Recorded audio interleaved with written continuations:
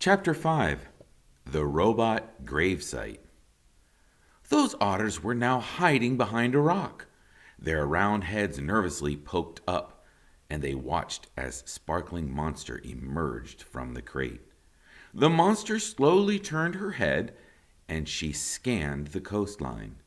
Her head turned and turned, all the way around, and it didn't stop turning until she was looking right at the otters. "Hello, otters. My name is Roz."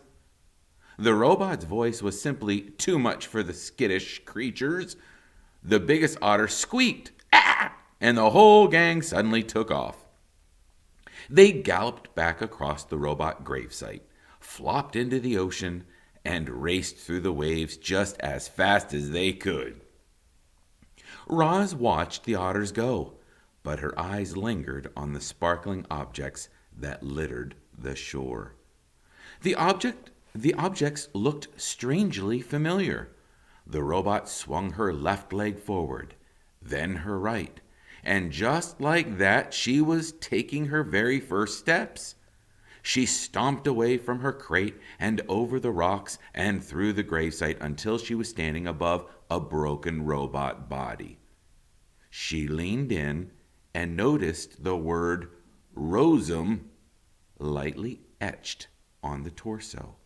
She noticed the same word on all the torsos, including her own. Roz continued exploring the gravesite until a playful little ocean wave washed over the rocks. She automatically swept away from it. Then a bigger wave sloshed towards her, and she stepped away again.